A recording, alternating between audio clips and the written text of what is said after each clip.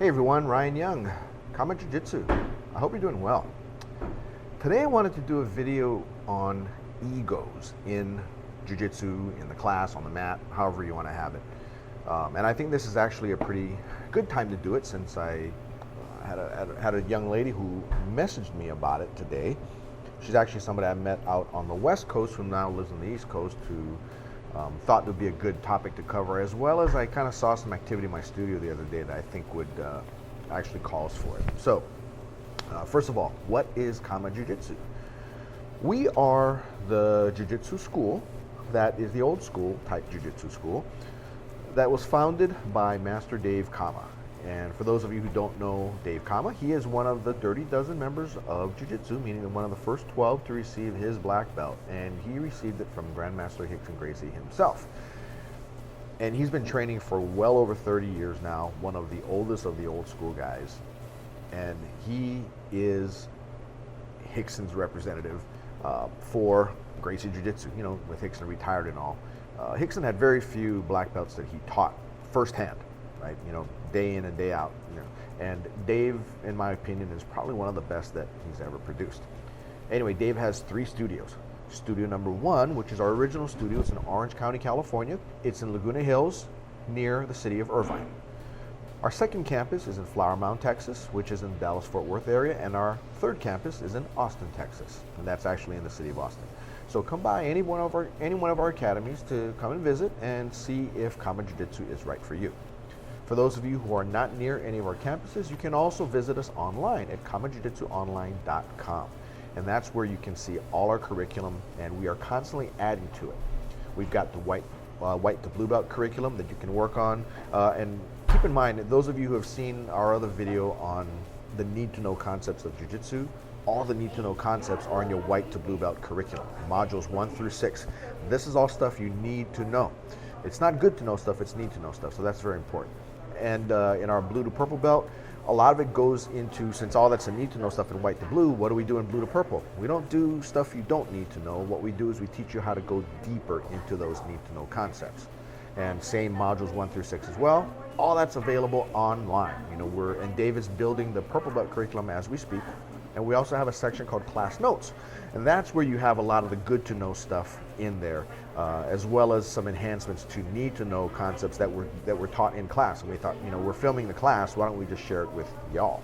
So come visit us online if you cannot come and visit us in one of our studios.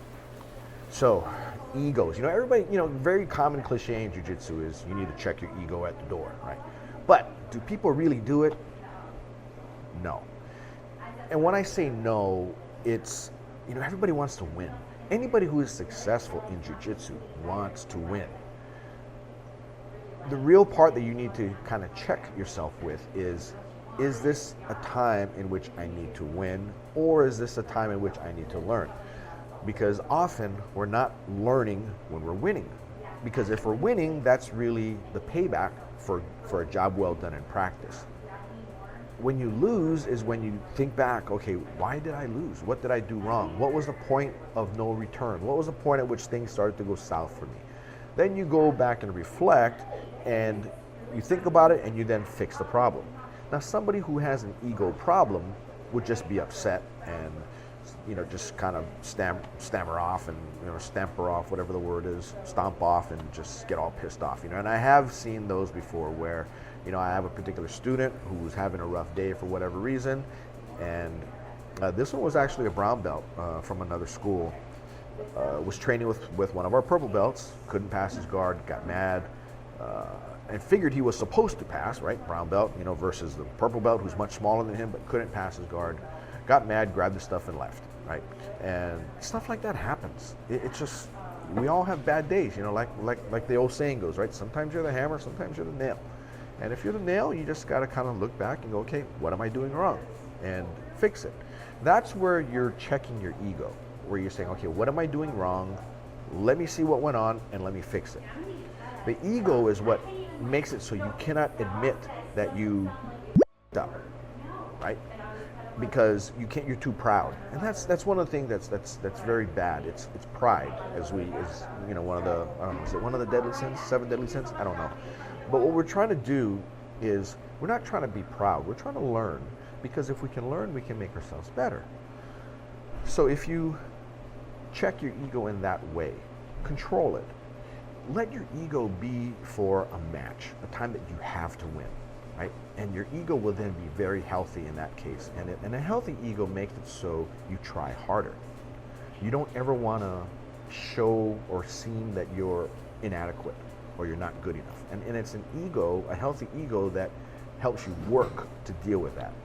All right, what's another example of an ego being a problem?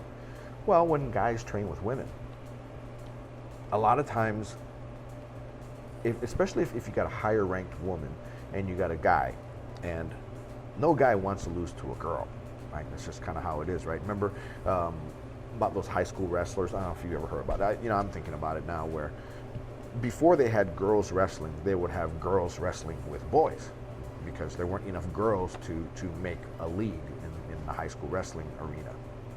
So you'd have these girls that would just get smashed by the boys, just beat. Even though they're the same weight, boys on average, well, men on average are much stronger than women. However, when they're younger, let's say in the adolescent years, sometimes the girls are stronger than the boys.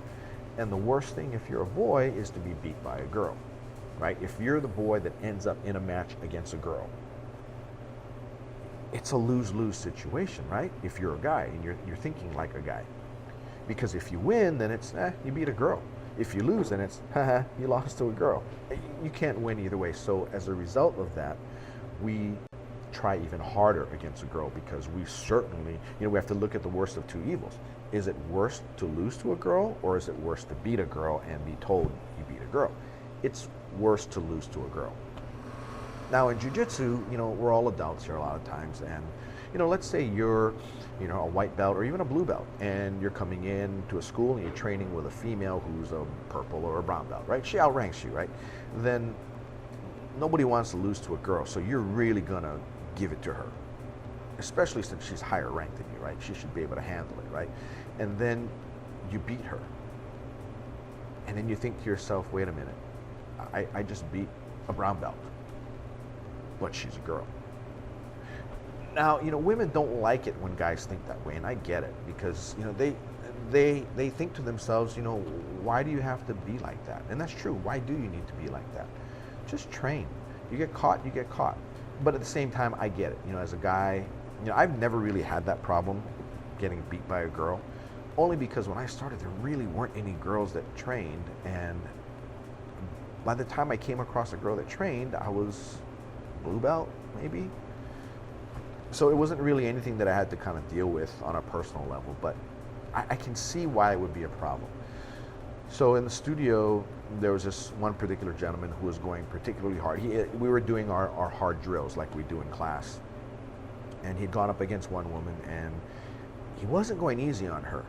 Now granted, a lot of times the women don't want the men to go easy, but at the same time, as a guy, you got to kind of realize you're training with a woman, and just like the way you're training with a kid, you're not going to go hard against a kid. You're a white belt as an adult, but here you have an orange or a green belt kid. Are you going to go smash the kid? Not really. It's kind of a big move. But at the same time, you have these guys that just say, well, that's jiu-jitsu. I'm just training, right? And I guess you're right, but it's the ego there that's being like that. And this particular gentleman went up against two women, and he smashed both of them.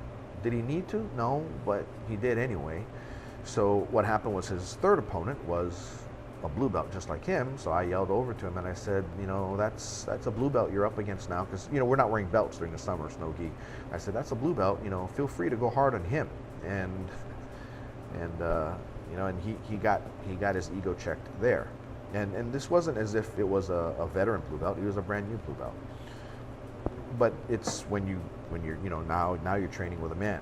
So it's but guys don't have problems losing to men. It's like, yeah, he's a better man, right? It's always the better man. But it's kind of hard when you're dealing with a woman. In that case, for some guys, and for them, it's they just can't get over it. And I'm just telling you, you just have to get over it, right? And just realize that you're doing this to make you better. You're not doing this to make somebody lower. And that's one of the biggest things here. Somebody with an ego wants to make somebody lower hoping that it'll make them bigger. And that's really not the way it works, right? Somebody who's got a healthy ego doesn't try to make somebody lower. They try to lift people up. And a person with a healthy ego will do that. And they'll try their hardest to lift people up. Because if you can lift people up, and let's say these people exceed you, it's like, great, you know, you're up there now and I'm here, you know, hopefully I had a positive influence on you to help you get up there. And you know, that actually feels good.